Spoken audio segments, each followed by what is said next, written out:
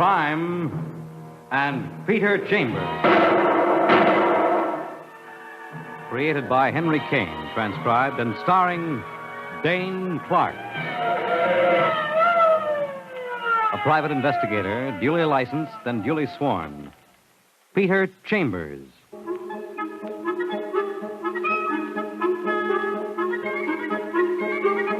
You're a private eye. That's your business. Anything else? That's for laughs. The guy on the customer's end of your office desk? No laughs here. This one is strictly business. He's a round little man, balding on top, pudgy in the middle. He's got eyes like a vulture and a cranky voice. Mr. Chambers, you've been highly recommended to me. You're supposed to be number one in your racket. He chuckles with a phony heartiness, and the eyes crinkle up, vulture's eyes, with an extra set of bags under them. The upper set are dark, bulbous circles from lack of sleep. The lower set are worry bags, purple and networked with wrinkles. I'm out on a writ of habeas corpus, Mr. Chambers. Yeah, and on a murder rap. They haven't got a thing on me. Just a minute, pal. Let's get some of our facts ironed out. Your name is Charles Avon. Uh-huh. You're a druggist here in New York. Right. You're married, and you've got no kids. Correct. Wife's name is Nancy. Lives 1688 Gramercy Park North. All right, now let's get to the meaty part. You're accused of the murder of one Alan Lewis. Yeah. Used to be a clerk in your drugstore. That's right. Police claim you killed him Monday, which is yesterday evening at his Park Avenue Park Avenue. Yeah, so they claim. Oh. Did you kill him, Mr. Avon? Absolutely not. And my job? Is to find out who did kill him, so that I don't have to carry that burden around, too. What's the other burden, Mr. Avon? Well, there are two sides to every question. In my business, I don't... All right, we'll skip that temporarily. Now, let's see. The cops hauled you in for the murder of your clerk. Ex-clerk. He hadn't been working for me for a year, living off the fat of the land. Why'd they pick on you, Mr. Avon? Because I was supposed to be there last night at 8 o'clock. That's when it happened to him. And also, I'm supposed to have a motive for his murder. Well, did you have a motive? Well, if a guy's been blackmailing you for a year... Blackmail? What do you have on you, Mr. Avon? Well, now, I don't know that I... Come on, let's have it. Well, narcotics. Narcotics? We had a deal going, sort of, with narcotics. The lawyer knows all about it. I want to know. Well, I was looking for easy money, and I'm doing all right. This Alan Lewis, he learns about it. He was working for me, you understand, and he starts holding me up. And so last night, when he's murdered... I came there to talk with him, but he wasn't home. That's all. He wasn't home. Then last night, the police picked me up, and I don't even know what they're talking about. Who's your lawyer? Richard Evans, Dick Evans. You know him? Yeah, I know Dick. Mr. Chambers, now, you've got to help me out of this jam. Not the narcotics, pal. No, the murder. And it'll cost you 5,000 simoleons. Yeah. That's fair enough. Cash on the barrelhead. I don't trust guys like you. Okay, but I don't have it on me. If you'll accompany me to the bank, why, I can't say I admire my choice of companion. You're an insulting one, Let's go, aren't you? Mr. Avon. We'll discuss it on the way.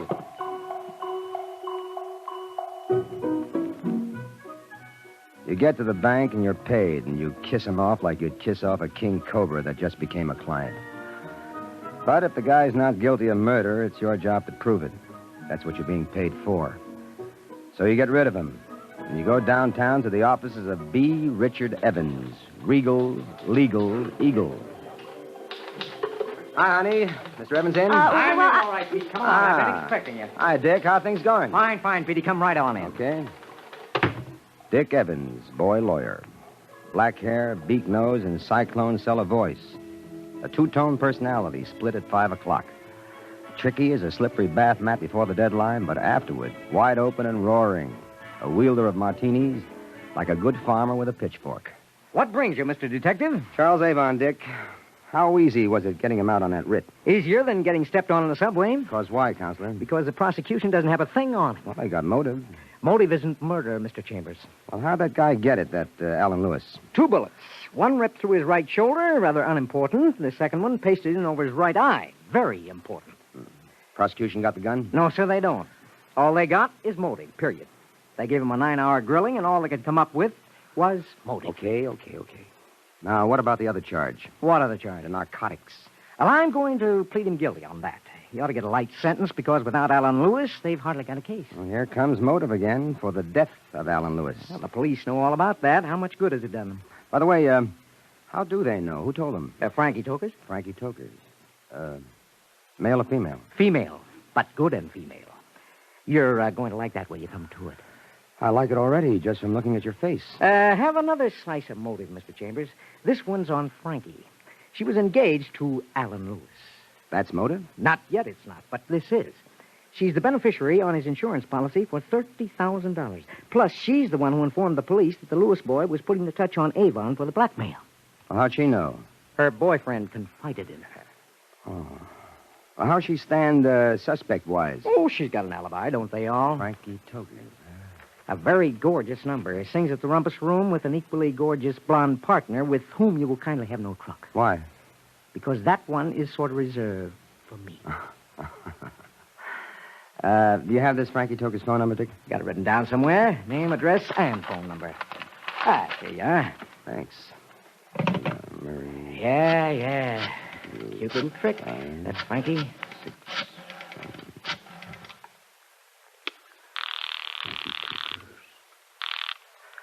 Hello.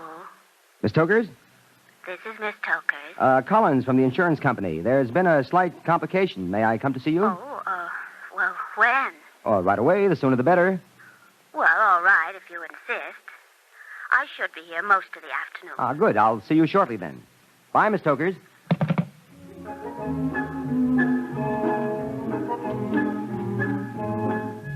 So you leave the lawyer and you go visit the lady.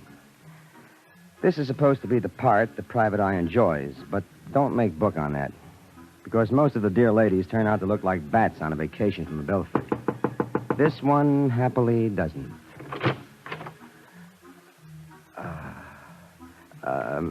Miss Tokers? Yes, I'm Miss Tokers. Mr. Collins from the insurance company. Oh, yes. Please come in. Frankie Tokers. She's wearing a hostess gown, a metallic number in gold. Imagine that wrapped around a dream bunch figure. Frankie Tokers. Tall, with an oval face and wide dark eyes that glint like brandy bottles under bar lights. You don't fool around with a kid like that. Mr. Collins? I'm sorry. My name's not Collins, Miss Tokers, and I'm not from the insurance company. My name's Chambers, Peter Chambers. I'm a private detective. And they tell me that you're on a spot. Get out. Now, just a minute. Get out, I tell you. Look, lady, I think you've got me pegged wrong. Please, oh, please. You explain the situation, and tears come up in the blackberry brandy eyes. Naturally, you put your arm around her, and just as naturally, she puts her head on your shoulder. A sobbing brunette close in the arms of the private detective. There you have the classic situation. But you've been paid $5,000 to find out who killed Cock Robbins, so reluctantly you break it up. No. I know how you feel, Miss Tokers. You love the guy, but he's dead. Not true. Huh? I hated him. You were engaged to be married, weren't you? That was going to end when I found out what he was really like. And whose idea was that $30,000 life policy with you as beneficiary? His, of course. But that was going to be finished, too. Mr. Chambers, I couldn't tell the police, but I will tell you. Why? Because I want you to help me. Look, sister, you didn't kill him, did you? Oh, no. Listen, last night, the night he was killed, I went there. I was going to tell him off and finish it off completely. What time? 9 o'clock. It was between shows. I'm a singer at the Rumpus Room. Yeah, I know. Anyway, when I got there was no answer. I kept ringing, but there was no answer, and I was worried. I went back to the club, and I called on the phone. No answer.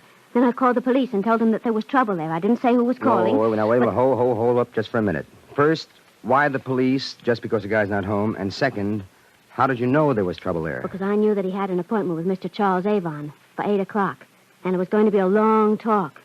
And I knew what the talk was about. What was it about? About more money. More blackmail money. Oh, I see. It figured for a trouble party, huh? Yes. And when the guy didn't answer at 9 o'clock, it was your idea that the trouble had exploded. Exactly. And 1 hour after the phone call, the police were at the club, investigating the murder of Alan Lewis. I told them everything I knew about the narcotics that Mr. Avon was dealing in and about Alan's blackmail, and about how he was going to raise the ante at this meeting between them. Well, it answers why Charles Avon was picked up. What about your alibi? I fixed that up with my singing partner.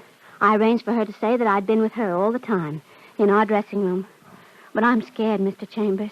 I'm sick scared inside of me. Help me.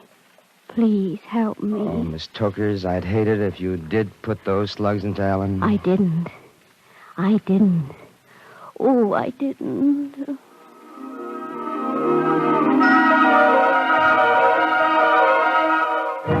She's asking for it. And you answer. You take her face in your hands, put your lips on hers, and you leave them there. With excellent results.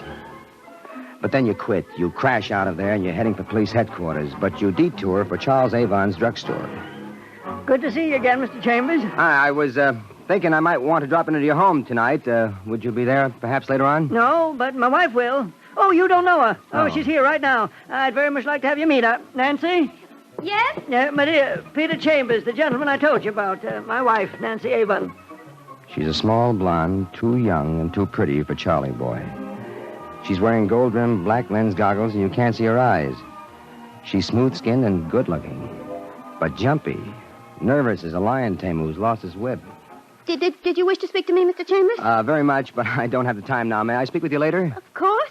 But I'm leaving for home now. Well, may I call you there? Well, it's a little upset. It's Maid's day off, but if you wish... I wish. See you later. Bye, Mr. and Mrs. Avon.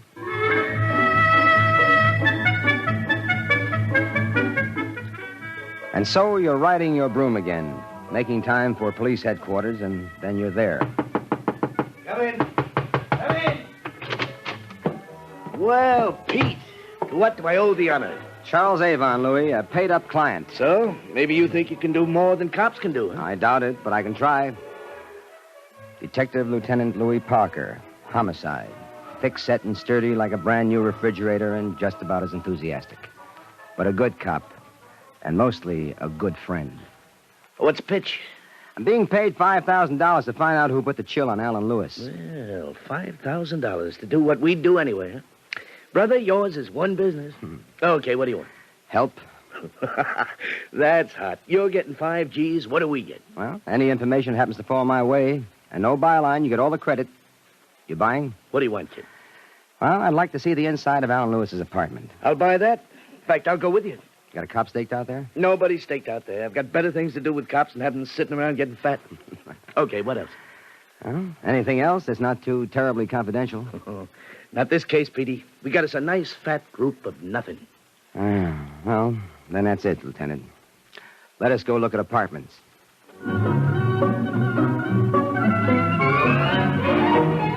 Alan Lewis's joint turns out to be the usual bachelor's flat fitted out to please the ladies.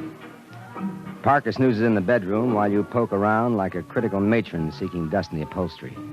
In the library, a book sticks out like a sore thumb in a working pickpocket. You pull it out, and an envelope drifts to the floor. You pick that up and examine it. It's slid on top, and it contains a letter. It's addressed to Mrs. Nancy Avon, 1688 Gramercy Park, North, New York City. You don't stop to read the letter. You stick it in your pocket, and you're ready to leave. Then Parker comes into the room yawning. You finished, Sherlock? All done. Let's get out of here. Oh, by the way, I assume you guys gave this place a going-over. Yeah, most of last night. Been through this apartment with a fine-tooth comb. Yeah, a fine-tooth comb. Hey, is that a crack? No crack intended, Lieutenant. Leave us leave. Yeah, leave us.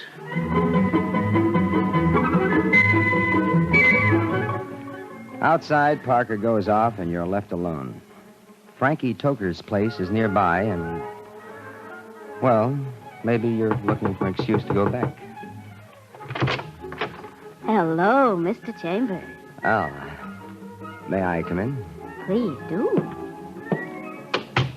You bring her up to date, you take the letter out of the envelope, and you read. Dear Nancy, finished is finished. Now you've got it in writing. I don't see the sense, but if you insist, you can come over Monday at 7:30. You can't stay long. As it happens, I have a date with Charles for 8 o'clock. Yours, Alan. The date matches. Monday, yesterday. The night he was killed. That letter puts her right in the middle, doesn't it? Say, did you know anything about these two, Nancy Avon and Alan Lewis? She was sweet on him, and he encouraged her. Oh? Charlie Avon didn't even know it was cooking, but she was planning to divorce him. And then Alan Lewis cooled off. You mean, when he met you? He'd have cooled off anyway. That's the kind of guy he was. Real loyal. Shot through with integrity. Well, how'd she take it, you know? He told me. She was plenty worked up over it. Okay, Miss Tokers. Frankie. Mm-hmm. Well, you cross your fingers, and if I'm lucky, you're out of a jam. Oh, I'd appreciate that. Would I appreciate that?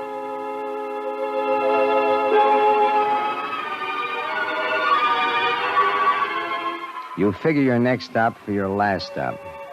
1688 Gramercy Park North. Oh, Mr. Chambers. Please come in. Mrs. Avon. She's dressed in Chinese-type lounging pajamas, and she's not wearing the dark lens specs. You look at her eyes, and a chill goes through you like winter's suddenly gotten into the marrow of your bones. Wild eyes, quick-moving, darting, half-mad eyes. The pupils dilated almost to the rim. Something, Mr. Chambers? A few questions. Questions? Why questions of me? Well, I've got a hunch I've stumbled on something the police don't know. Like what? Well, like you had a thing going with Alan Lewis. Your husband, you hope, didn't know about it. But There are letters. You saved them. Right, Mrs. Avon? Yes. You were there last night? Yes. I'm sorry, Mrs. Avon. Now, where's the gun? Do you have it? You say the police don't know. Perhaps, I have Look, money. I'm one of the dumb ones. I'm allergic to bribery. Now, where's the gun? I have it. It's hidden here, hidden in the apartment. Will you get it, please? Yes, I'll get it. It's my own gun. You wait while she goes for it, and you don't like it. But you haven't got the time to work it out now, because she's coming back, and she's carrying the thing. A chunky, nickel-plated item. And she's holding it, business end forward. You get a scratched hip and a hole in your pants. And you're all ready to slug her, but you don't have to because she slides down in a faint. You get the gun away from her, find brandy, pour a lot into her, and a little into yourself. And finally she starts coming to. I fainted. You certainly did, lady. I'm ill. I'm under the care of a psychiatrist. Gunshot, the sound of gunshot. One shot and I pass out. Even if I do it myself, I pass out. What happened last night? Almost like it happened here. I was there before he was, and when he came, we argued. I brought the pistol. I was wearing my gloves, and I shot him. And then I fainted. When I came to, I saw he was dead, and I got out of there. Just a minute. You say you were there before he was? How'd you get in? I have keys. You get her to an easy chair, and you call down to Parker at headquarters. You put in a request for a lot of the law, and also for Mr. Charles Avon. Pretty soon, the place is crawling with cops, and you point a finger, and to Lieutenant Parker, you say, I give you a murderer, Lieutenant. But you've got it wrong. You're mistaken. No mistake. It's just where my finger's pointing. I give you, Lieutenant, Mr. Charles Avon. This guy's nuts. A lot of things he is. Nuts he ain't. Go on, No. Pete. Here's a guy who comes in and hires me for $5,000 for something the New York City police can do much better and for nothing. You're stealing my lines, chump. But the guy's not crazy. He's got a purpose. Oh, He's wait. also got a large contempt for the thoroughness of the police, which I haven't. Start making sense, Petey boy. Read this.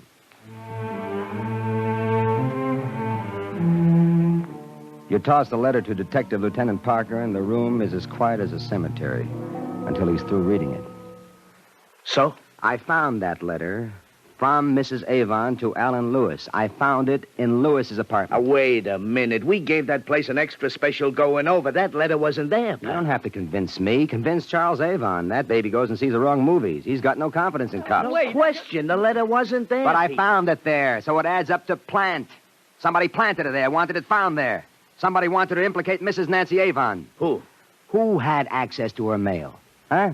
Friend husband, that's who. No. Why do you think he hired me? So I could bumble around and find a few things he wanted me to find. Like frustrated love, like that letter, like maybe a confession from Mrs. Avon, which I got. She confessed? Doesn't mean a thing. Let me do it chronologically, will you, Do Pete? it any way you like, pal. Nancy Avon goes there at 7:30 to keep her date. Yeah. She brings her gun because the young guy's giving her the air. She waits for him. He comes. They argue. She shoots him, and she faints.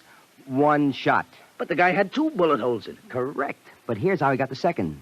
Charles Avon's got a hate for both of them, for Alan and for Nancy. Alan's been blackmailing him, plus the wife is sweet on Alan. He's been steeping open her mail, and he knows she's going to meet him last night, so he follows. He follows, hoping against hope for action, and action happens. And then? He gets in there, he sees Alan bleeding from the shoulder wound, and the wife in a faint on the floor. He picks up the gun, finishes off Alan, wipes the prints off, puts it back in her hand, and vamooses. She comes to, sees the dead Alan, and she gets out convinced that she killed him. And then we pick up Charlie on the strength of Miss Toker's story, but the lawyer gets him sprung on a writ. Right. So this morning, he goes to Lewis's apartment, and he sticks that letter where it can't be missed. No, I... Real contempt he has for the efficiency of cops, hasn't he? Anyway, he hires me so I can clean up some loose ends and lay the whole deal in the lady's lap. The minute I saw that letter, I knew it was a plant.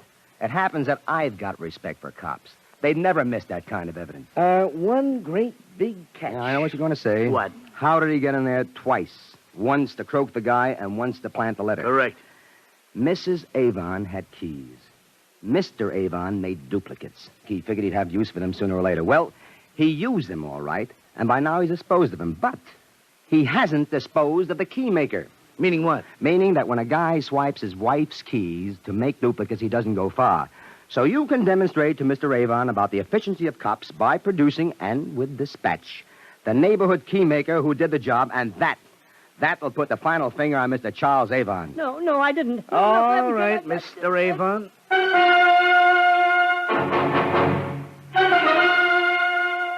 That does it. Charles Avon goes white and topples, and when he gets up, the manacles are around his wrist, and he's babbling his brains out. Lawyer or no lawyer, this time he's going to get locked away for good. Nice work. Grade A job, Petey. Congratulations. Well, now.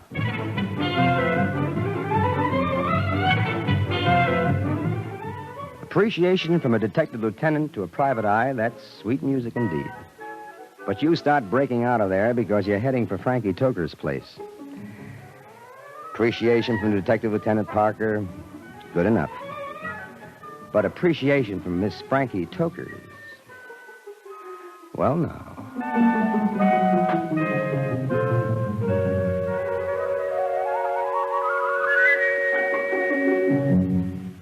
And there you've had Crime and Peter Chambers.